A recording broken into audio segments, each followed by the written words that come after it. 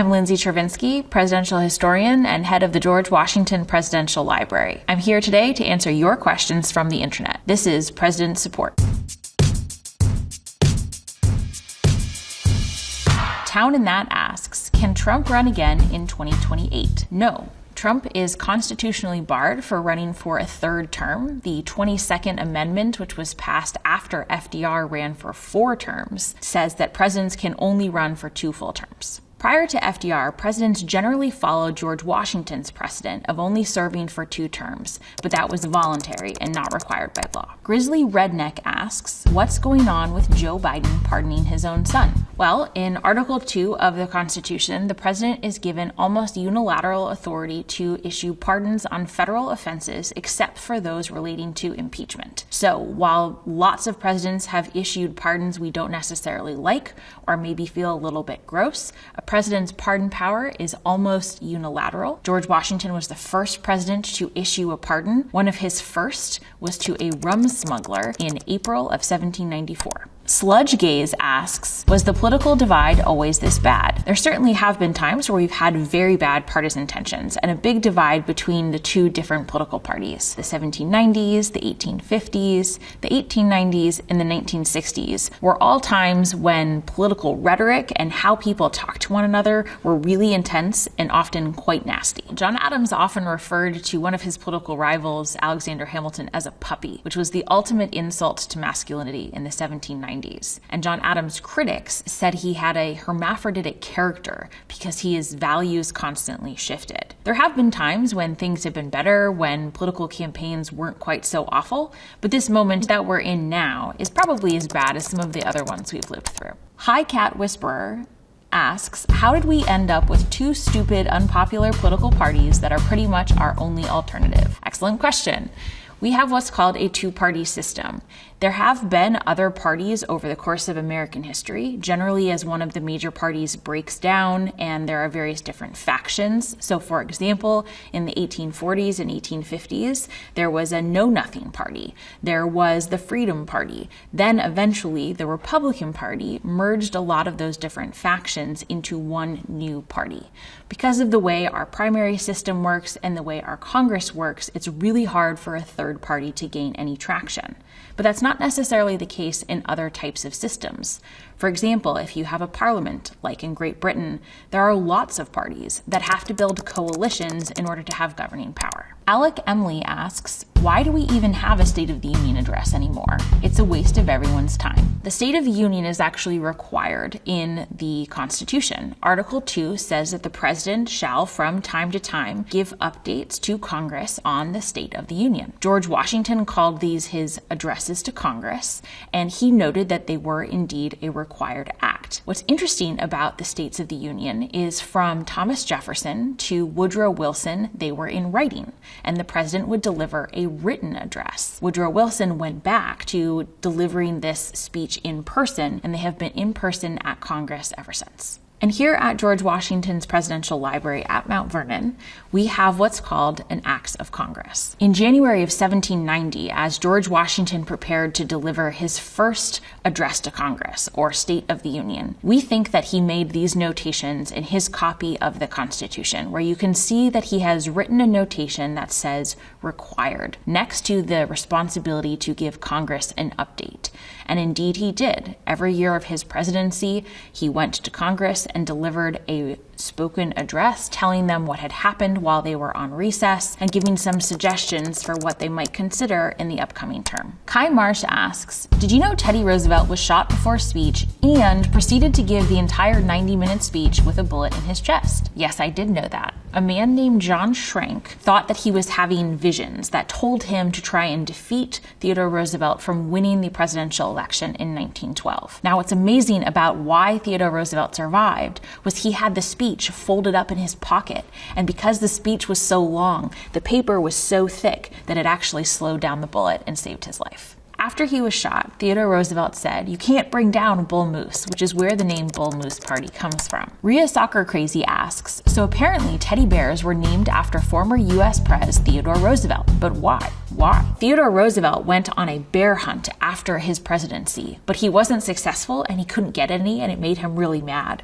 So the people he was with actually captured one and tied it up to a willow tree so that he would have the opportunity to shoot a bear. But he felt like that wasn't very sporting and wasn't really fair to the bear, so he refused to kill it. A political cartoonist depicted this scene, and a candy maker who had a toy and candy store saw this cartoon and thought it would make an excellent children's toy. The toy maker received permission to use Teddy's name for the bear, and the teddy bear was born and has been known as such ever since. Bill Shine 8 asks, has the peaceful transition of power ever been in more doubt? Well, we have had a number of very dramatic transitions. So, for example, when President Abraham Lincoln was elected in 1860, the South seceded before he became president. So that's about as bad as it gets. Then, in 1932, when Franklin D. Roosevelt was elected, it was in the midst of the Great Depression, and the economic conditions were horrible. But Herbert Hoover really rejected the New Deal programs that Franklin D. Roosevelt had suggested during the campaign, and they spent several months bickering over what to do with the election before FDR was finally inaugurated in March of 1933.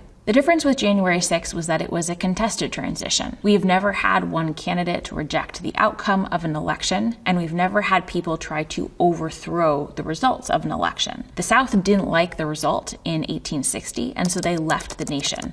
That's a very different thing. Yatpay asks, in the United States, does the president have access to all levels of classified information? Yes, the president has access to all classified information and all of the top secrets in the United States. Hockey Madman asks, what does the president do all day anyway? So the president does a lot of different things. The president consumes intelligence, the president talks with foreign leaders, makes really difficult decisions because no easy choices come to the Oval Office. The president meets with business leaders and labor leaders and members of Congress and state governments. The president hosts really important social receptions. Those can be for visiting dignitaries like state dinners. They can be from championship teams that we see sometimes at the White House, or they can be students or kids who they're trying to encourage to pursue their studies. What you can see here is an invitation from President George Washington to come to an event at the president's house in Philadelphia. This social component of the presidency was there from the very beginning, and George Washington hosted events every single week during his presidency. David Kwong asks, what does the S in Harry S. Truman stand for?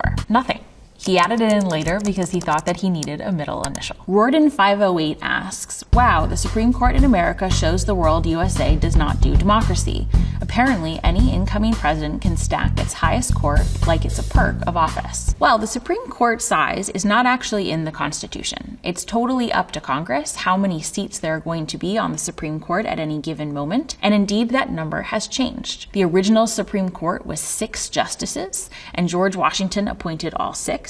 And then the replacements as they left. The Supreme Court has evolved over time, sometimes for political reasons. For example, the Federal Judiciary Act of 1801 reduced the size of the Supreme Court, making it harder for Jefferson to appoint a replacement because he would be from a different party. Tychus Balrog asks, why are American elections so long? Why not just have them last 2 to 4 weeks? I agree, that would be great, and a lot of other elections in other nations are much shorter. Ours have actually expanded over time, especially in the last couple of decades, as they've become more expensive, as they've become competitive, but there isn't really anything that says how short or how long they can be. The problem is, if we try and limit that by law, that could be a restriction of freedom of speech, and we have a First Amendment which makes it very difficult to limit political speech especially. Savannah Lay asks, damn, did anyone know the President Roosevelt had polio and hid it because of how the community saw disabled people? Yes, indeed. FDR did have polio, and he spent most of his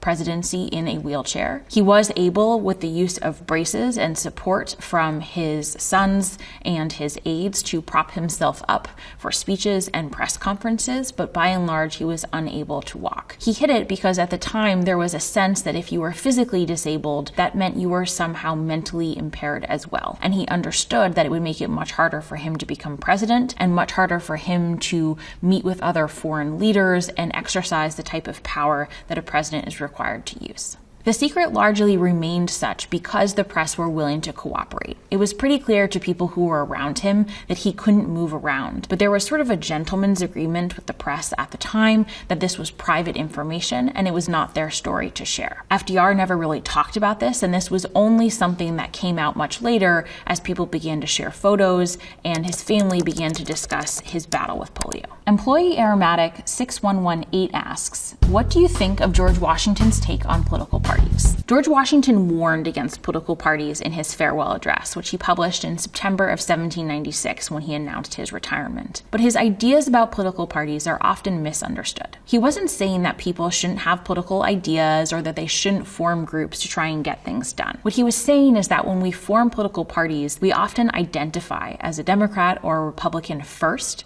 and as Americans second. And that was really pernicious to the long-term health of the nation. Instead, he wanted people to remember that they had more in common than what separated them, and political parties tended to exacerbate those differences. Talk Sex with Sue asks, did George Washington deal with any infectious diseases like we see today during his presidency? Yes, he did. During the Revolutionary War, George Washington had the Continental Army inoculated against smallpox, and then during his presidency, there were several outbreaks of yellow fever in Philadelphia and New York and other coastal cities. At the time, there was really a sense that disease outbreak like this one was not a responsibility of the federal government. It was a local or state issue. So a lot of times the governors would issue quarantines to try and limit the spread of the disease, but Washington and a lot of the other federal officials would leave the city to avoid contamination and did not have any role to play in suppressing it. Nephi Guy Mom asks, I wonder how it would be if it was required that the vice president be from the opposite political party of the president. Well, we've actually had this happen once before. Thomas Jefferson was the second vice president. He was the vice president for President John Adams. They were from the opposite political party, and it was a disaster. Jefferson actually came remarkably close to committing treason when he met with the French minister and encouraged France to continue its attacks on American shipping and encouraged France to avoid any sort of diplomacy with John Adams because he felt that he would win the next election and he would offer them a better deal. JP Moon V1 asks, has any US president ever been fluent in a second language? Yes, they have. Thomas Jefferson and John Adams both spoke French. They learned several other languages, especially reading and writing. Perhaps the most fluent was John Quincy Adams, who by the age of 12 spoke almost 5 languages and served as his father's secretary when John Adams went to Europe as a diplomat. John Quincy Adams continued to teach himself new languages throughout the course of his life. Some of the more recent presidents have less facility with language, though there are some who have tried to learn some phrases to be able to meet with foreign leaders, and for example, George W. Bush did speak Spanish. Bossman13156 asks,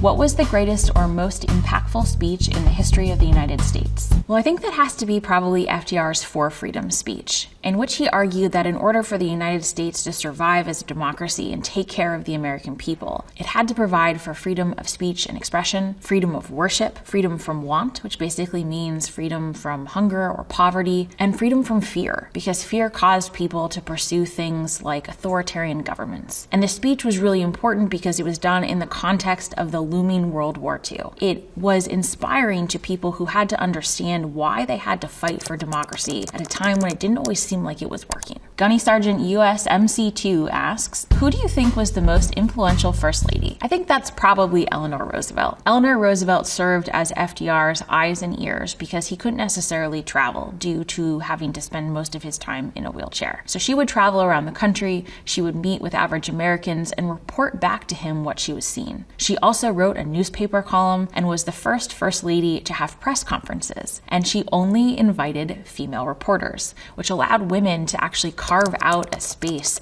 in the journalism profession for the first time. Brightclaw431 asks, did any of the first presidents have any realistic chance of nipping slavery in the bud if they chose to do so? So this is a really interesting question. 12 of the early American presidents owned enslaved individuals, but they didn't necessarily all feel the same way. President George Washington emancipated the individuals that he owned when he died, and some of the other presidents like John Quincy Adams, while he didn't necessarily speak out while he was president, afterwards he became a member of Congress, and he regularly spoke out against slavery and the power of slavery in the South. Plains Viewer asks, how many presidents have died while in office? 8 presidents died in office, 4 were assassinated, and 4 died of natural causes. Which is actually pretty surprising because we've only had 45 men serve, which means just under 18% have died while they were president. Kirk asks, what the hell does the vice president do? The vice president has 2 responsibilities. One, they are to cast a tie-breaking vote if the Senate is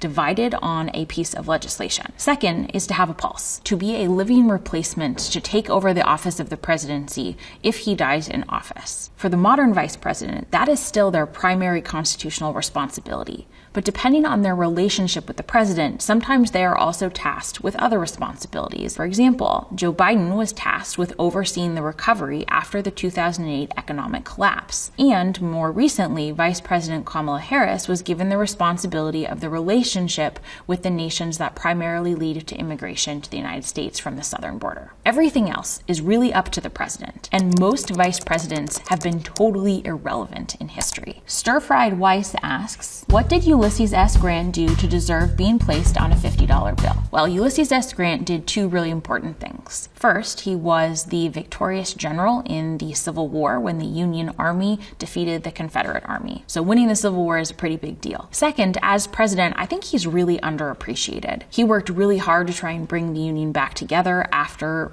the Civil War. He worked hard to defend the civil rights and suffrage of recently emancipated African Americans, and he defended their rights and their liberties against violence from the Ku Klux Klan. So I think he generally deserves a lot more credit than he gets. Sign Fine Belly asks, does Donald Trump have unlimited authority to impose tariffs? Well, first of all, a tariff is basically a tax that the United States imposes on an item that is coming in from a foreign nation. Now, most people think that the foreign nation pays the tax and that's the end of it. But what happens is the foreign nation actually increases the prices, and so that item that is coming in is then more expensive for Americans here in the United States. The president does have broad power to put tariffs on items or on things coming in from foreign nations. However, Congress can check that power if it then rejects a tariff through legislation. But this is a really interesting part of the president's responsibilities. While the president does have a lot of power over tariffs, their control over the economy is much more limited than people typically think. For example, Congress is the one that passes the budget. Congress is the one that raises funds. So if you're concerned about the deficit, that is a Congress question. Inflation is even more complicated. Inflation is affected by things like supply chains, conditions around the world,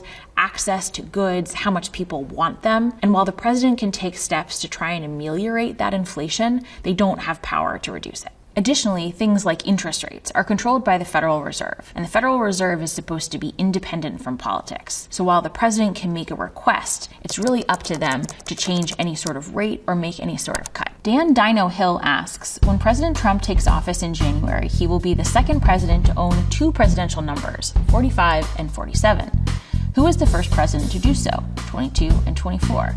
No checking or cheating. That would be Grover Cleveland. In 1884, Grover Cleveland won his first election. He was then defeated 4 years later. In 1892, he came back and he defeated Benjamin Harrison and won his second term. A lot of the same concerns that voters had in 1888 and 1892, things like immigration, tariffs, and the economy, are issues that we're seeing today. Good to Be Human asks, what is the deal with George Washington and the cherry tree? George Washington did have cherry trees on his estate at Mount Vernon, and in fact, recently we uncovered a discovery of preserved bottles that had cherries in them. The story with George Washington and the cherry tree is that when he was a young boy, he cut down a cherry tree, and then when his father asked him about it, he said, "I cannot tell a lie," and admitted to doing so. But there is no truth or evidence that suggests that he cut down a cherry tree when he was a child. This is a myth that was made up by a man named Parson Weems, or Mason Locke Weems. And he wrote a book about Washington shortly after Washington's death that was frankly filled with a whole lot of garbage. But it suited him because he was trying to tell a story about Washington's character and the national mythology, and it sold really, really well. Alexa Lauren XO asks, we're talking about the Great Depression, and Anthony Moscato goes, where did all the presidents live before the White House was built? LOL. George Washington lived in several different houses. He lived in 2 different residences in New York City, which is where the seat of the federal government was for about a year when he was first president. The seat of government then moved to Philadelphia, and he rented a house which became known as the President's House. And he lived there until he retired in 1797. John Adams, the second president of the United States, lived there until November 1800. Then he moved to Washington, D.C. with the rest of the federal government and became the first president to live in the White House. Every president since has done so, with the exception of James Madison once the White House burned down in the War of 1812, and he moved just down the street to the Octagon House until it was completed. And Harry Truman also moved across the street into the Blair House when there was a massive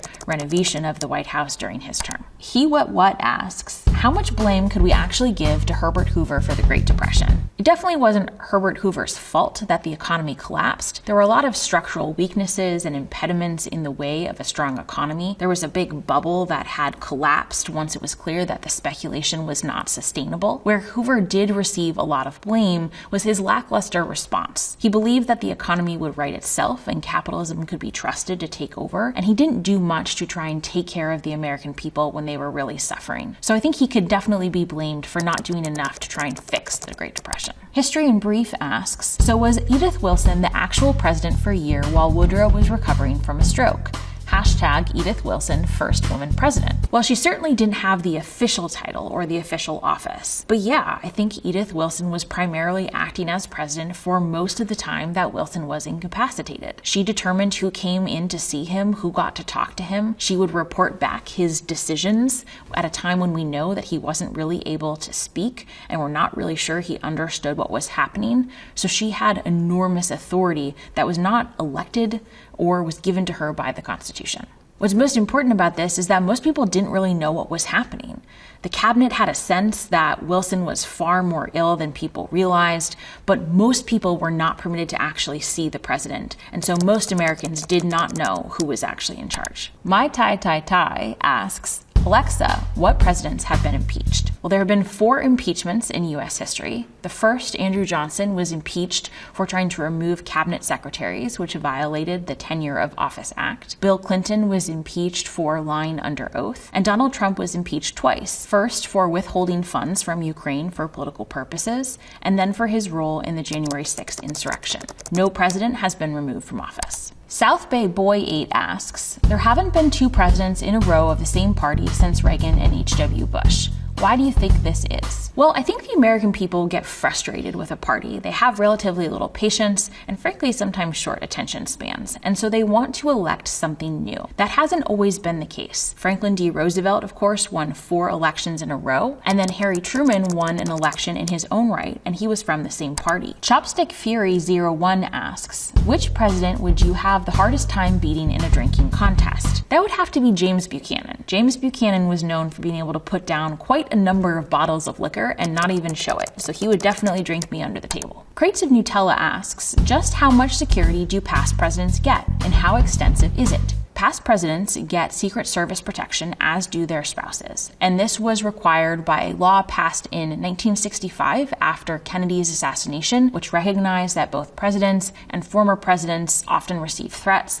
and need additional protection. The early presidents had no protection. There were no gates outside the president's house, and there was no Secret Service. Secret Service didn't start protecting the president until 1901. So while some presidents like Abraham Lincoln occasionally had a military guard, it wasn't guaranteed by Congress. Former presidents didn't start getting protection until 1965, when Congress passed legislation ensuring that presidents and first ladies receive protection for the rest of their lives. Roman UVA asks, do presidents age faster in office? Absolutely. Have you seen the pictures? Presidents go gray so fast while in office because the demands of the job are so intense. There are no easy decisions or choices that come to their desk. The working hours are often quite intense, and you can really see the impact of stress on their face. A Reddit user asks, how has the office of the President of the United States changed over time? Well, in some ways, the office of the presidency really hasn't changed at all. George Washington established a presidency that was the primary actor when it came to foreign policy and domestic crises. and really carved out enormous powers and jurisdiction for himself and his successors. In other ways, the executive branch has really expanded. We have far more executive departments, their responsibilities are much greater, and the number of employees in them is so far beyond what could have been imagined in the 1790s. So the scope of the federal government is much bigger, even if the idea of the president is the same. Radio Girl Karen asks, yep, Abe Lincoln was the tallest US president, but who was the shortest? No political comments necessary. Testing your presidential smarts. Well, that would probably be James Madison. James Madison was either 5'2" or 5'3", depending on reports, and he was pretty frail as well. What's interesting is his wife, Dolly Madison, was probably 5'8" or 5'9", and she would wear these giant turbans to really accentuate her height. Barry G. Sexy asks, I wonder how many presidents killed another human being? And do we suppose any did so outside of the army? Andrew Jackson probably killed someone in a duel, yeah? You are right. In May of 1806, Andrew Jackson killed Charles Dickinson over a dispute over a horse that Jackson owned. Jackson was also wounded in the chest, but he survived. And this duel was later used against him in presidential elections, arguing that he was blood-hungry and he was eager to kill people. Dr. Digipol asks, trivia question, how many US presidents have been arrested?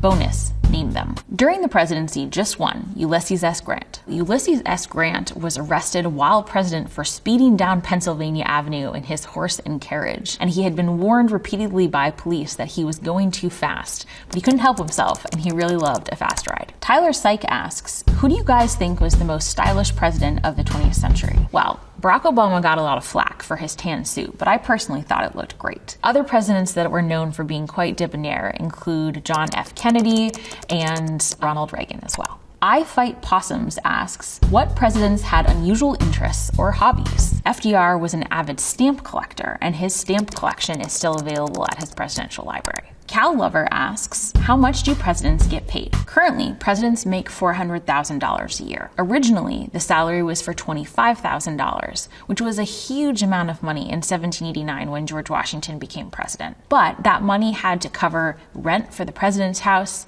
labor, food, all expenses related to travel, and any time they hosted. So it actually went really quickly, and most presidents in the early republic left office in debt. Humble Translator 466 asks, which president was the best practical joker? This has to be Lyndon B. Johnson. Johnson loved to play jokes on people, and in fact, he even had a car that could work in the water as a boat, and so he would drive around guests on his farm in Texas, and he would go too fast down a hill and cause them to think that they were going to run into the water and then the car would sink. And instead, it would float and it would start puttering around like any other boat. He always got a good laugh and he really loved their reactions. Datboy Chicas asks, quick, somebody, why did President Truman decide to use atomic weapons during World War II? This was a decision that President Truman agonized over because he understood the repercussions and the scale of the death and damage that was going to be done to the Japanese people. But he believed that in doing so, he was actually saving American lives. His generals and his advisors had given him estimates for how much it would cost and how many lives would be sacrificed to try and take additional Japanese territory, and he believed that in doing so he would end the war as quickly as possible. Real Mr. Paramount asks, so what does Commander-in-Chief mean as defined in the Constitution of the United States of America? Anyone? As the Constitution originally defines it, the Commander-in-Chief is the person that is in charge of the armed forces of the United States. So as president, they get to determine the officers, they can appoint people, but Congress is responsible for passing legislation that determines the rules and regulations that manage the Army, Navy, and other armed forces. Remove Different 3357 asks, do you believe Polk's war with Mexico was justified?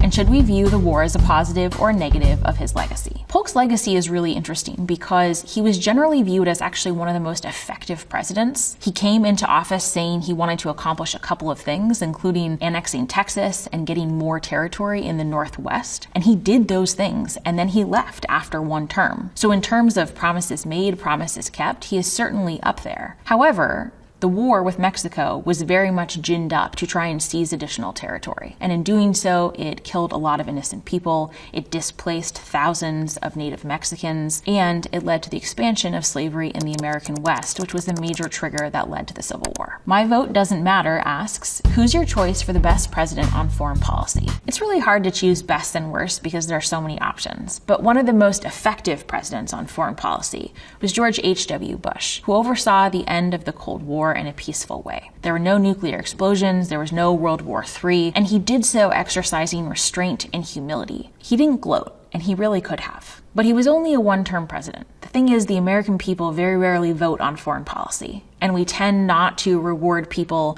for wars that don't happen or for avoiding conflict. We do reward presidents when they win wars, and since George H.W. Bush didn't do that, his contributions are often not as remembered as they should be. Shahari asks, why did Martha Washington burn George's letters? Well, it's because he asked her to. Just like most people, those letters probably contained all the snarkiness and the humor and the love and the really intimate stuff that we tend to share with our loved ones. That's not how he wanted to be remembered. Instead, he wanted to be remembered as a little bit more aloof, a little bit more reserved, the image he had crafted, kind of like a marble bust, just like this one. Okay, that's it. That's all the questions. I hope you learned something. Until next time.